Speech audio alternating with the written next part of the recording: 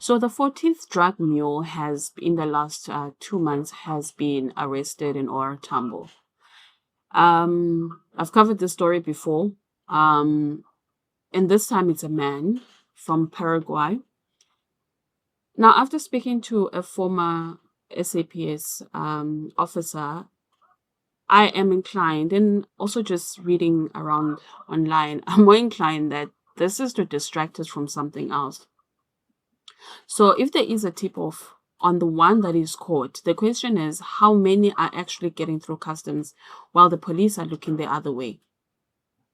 So out of the 14 that were caught, how many were not caught while the police were looking at the one that is caught? I believe at this point we actually have a bigger problem than what we see.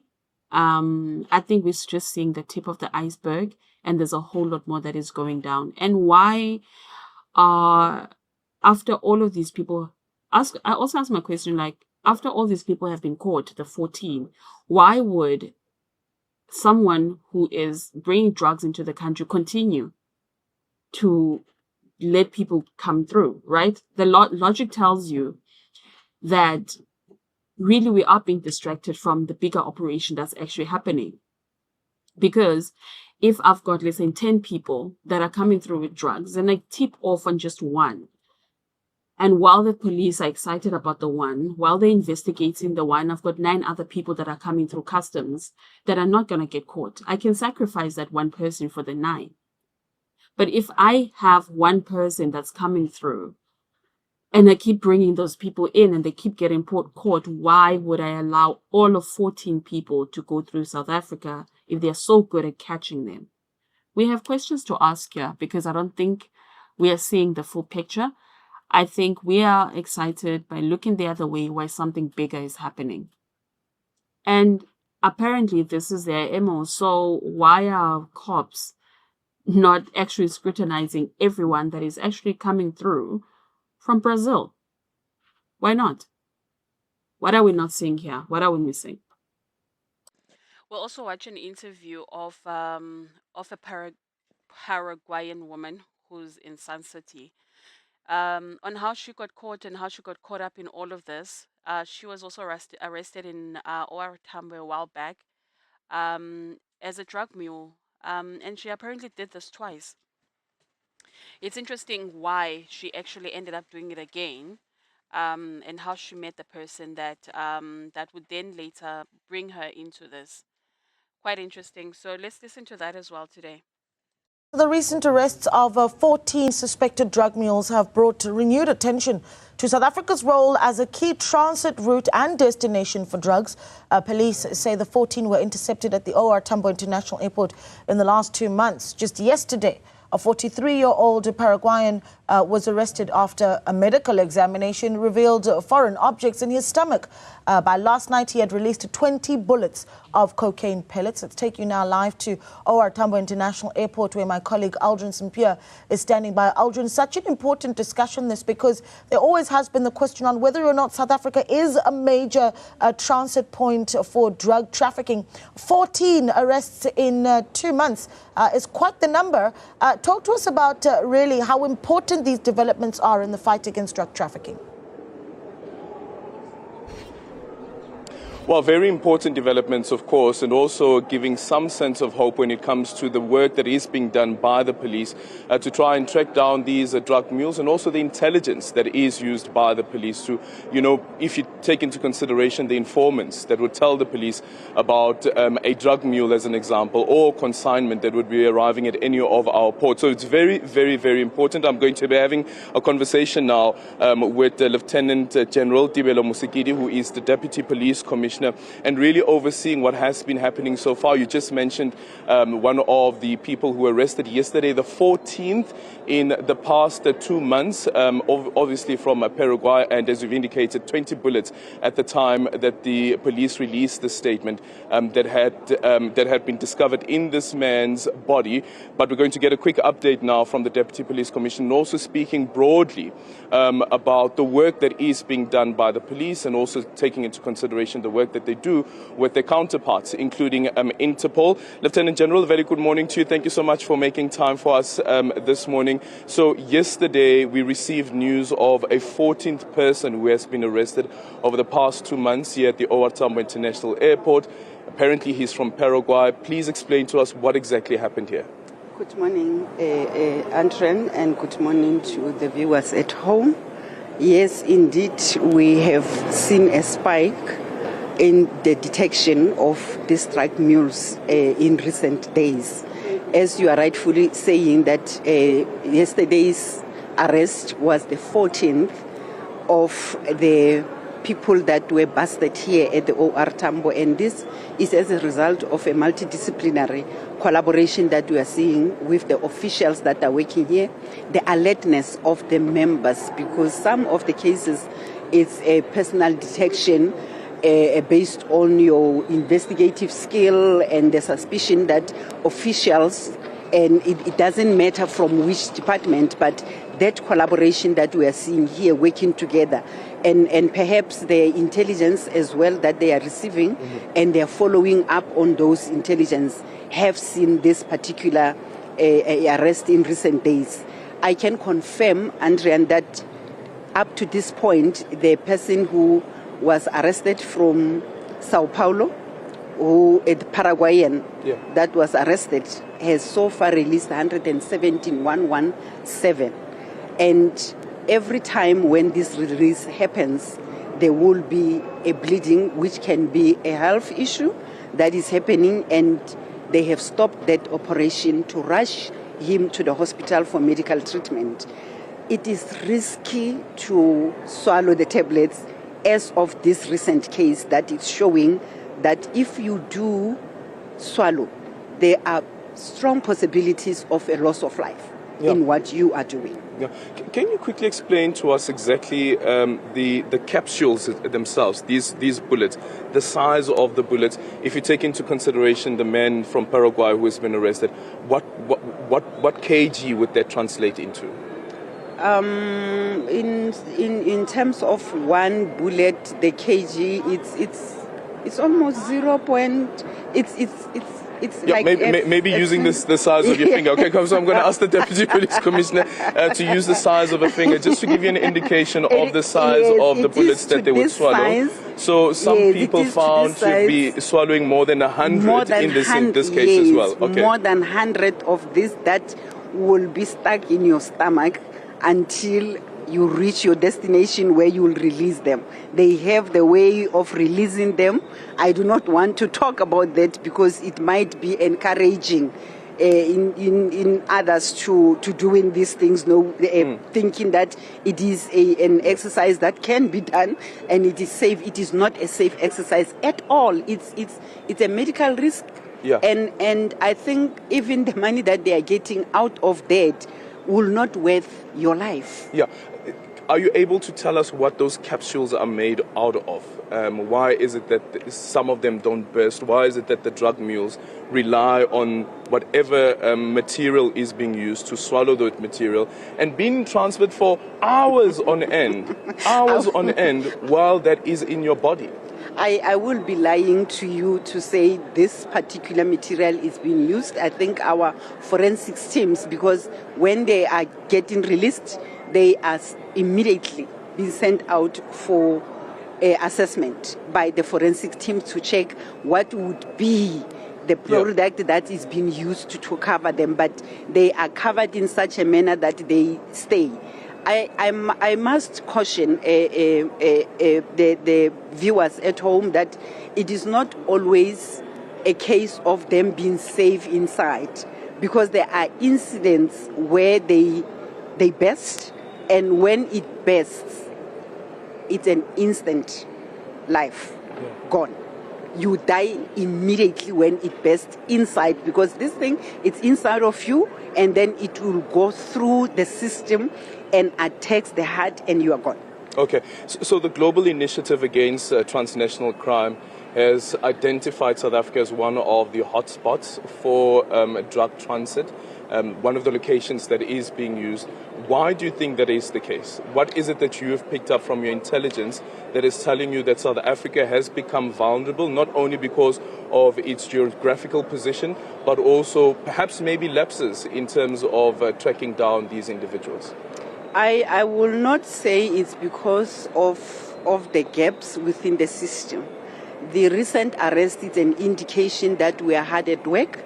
And I must say it is not for the first time that we will from time to time detect this type of issues. They subsided over time, and one can mention during the COVID time, and immediately after COVID, the numbers went down. But we are having a new commanders here. You will recall that in recent days we also have adopted the BMA, so that working together and the fact that you are having multiplicity of officials from different environments, it's a detection on its own, because you will not know who to trust if you are not going to operationalize the intelligence that you are receiving.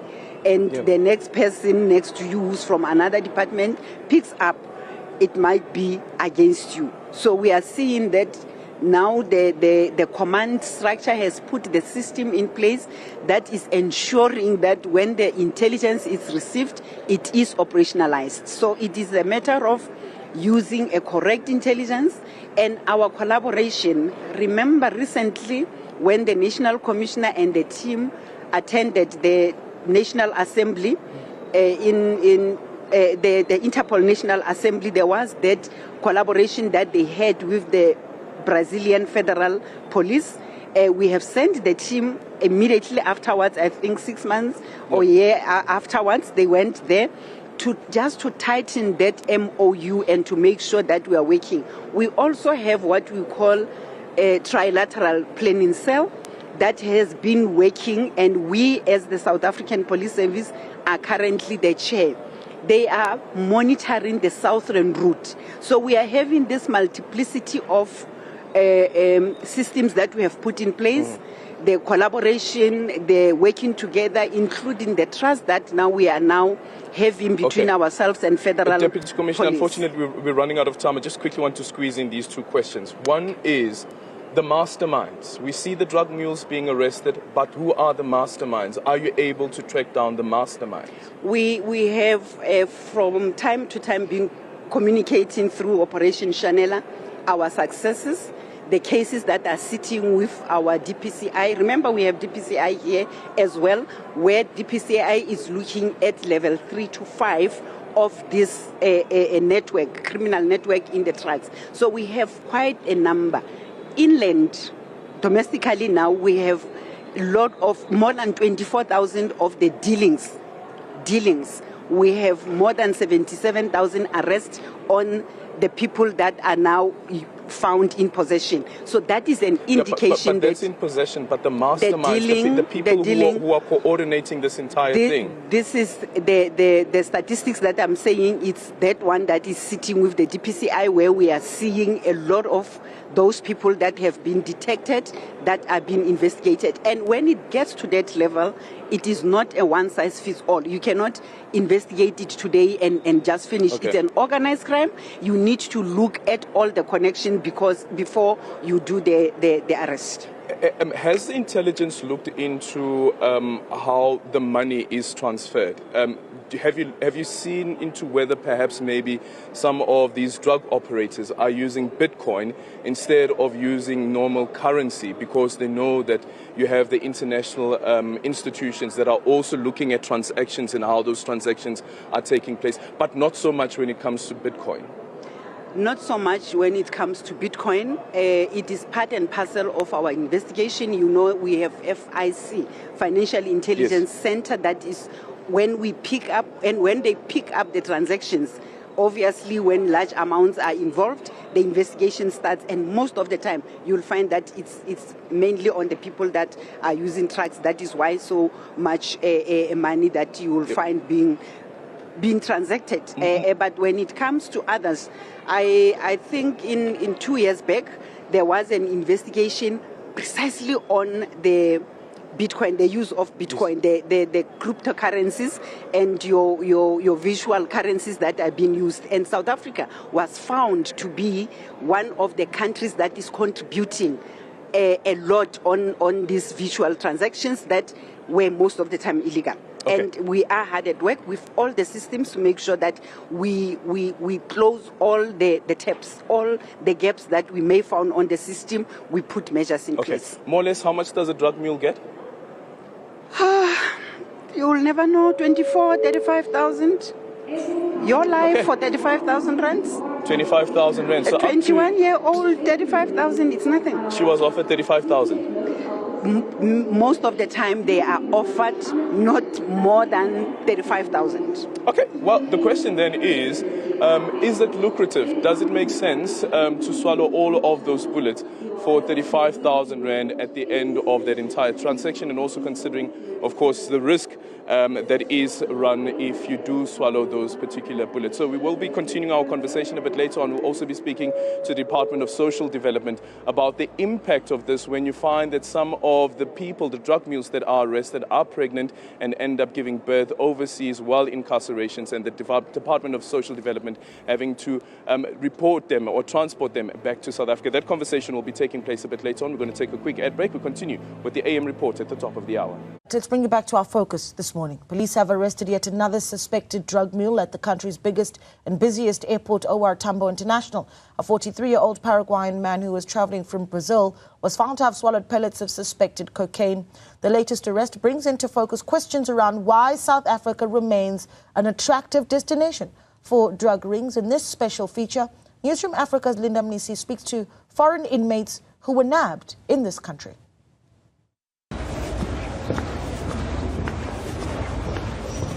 In the cold, dark aisle of the female section of Johannesburg prison, popularly known as Sun City, I walk to meet Ida Cabana from Paraguay, who is serving time for drug trafficking. The hairdresser's dream of expanding her business led her to the world of narcotics in 2012. She was lured by a client and gave in.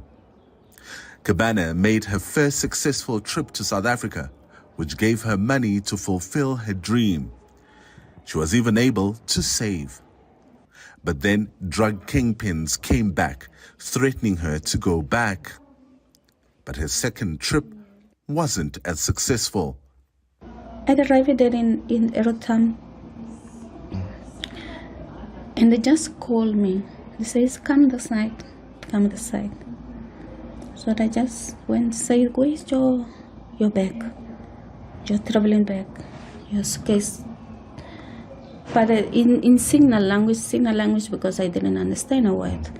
They just said to me, come, in signal language. I went there. She said, the police said to me, look, who is yours? Like it, what you do? Take it, what is yours? Because it's coming in the bag, in the suitcase. In this case, it's coming, it's like a shampoo, because they prepare like a liquid, the drug. Because this is how they call block.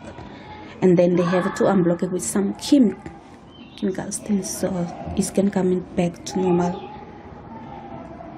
And I took it, but the police went straight to the bottle and just cut and said, here's the drug.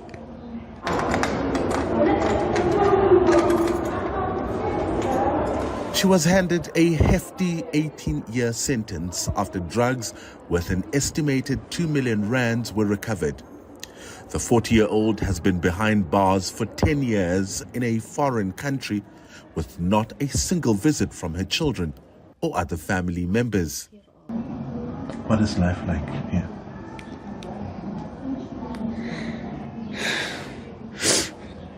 Every day is the challenge.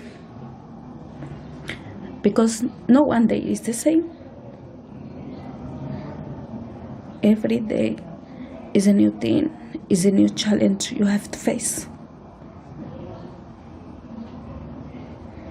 And I never hug it. None of my blood family from 10 years. None of them have visited you? I have my embassy who's coming to see me. And I met some of inmates, colleagues, family members who sometimes they come to see me. But none from your own? None from my own. I never got visited. I never hug in none of my family, which is, for me, is important. I think it's for every human being. It's important, the hug. Of the 14 arrests made by police so far, 4 are from Brazil, a country where 25-year-old Ryan de Souza is from. She sits in a small cell detailing how she turned to drug trafficking to provide for her soon-to-be-born son. This after the man who impregnated her refused to father the baby. She says she always wanted to come to South Africa, but to work as a doctor. But instead, she gave birth as an inmate in South Africa. And she last saw her baby on the day she received her 15-year sentence. This is also the day he took his first steps. When they give my sentence, like I did, as I say, I didn't know English. So when they say 15 years, for me was that 15 years. I never understand when they say they're taking 5 years out. So I calmed down and he was standing in the pen. She was looking at me and I was crying, but she was smiling. So he came to me and he started walking. There I say, oh my world, he's gonna go before me. I was just repeating that my son will go before me. Moroccan trafficker Sabrine Mabroki too was pregnant and desperate. She had to learn how to speak South African languages. I learned English, where is the most language that I can communicate with everyone in a perfect way. Sizulu, I can learn. I don't want to gossip about me because I understand. I'm cold. These women sit behind bars acknowledging their wrongs with little hope of seeing their loved ones anytime soon. For Newsroom Africa on Channel 405, I'm Lean Damnisi at the Johannesburg Correctional Services Center.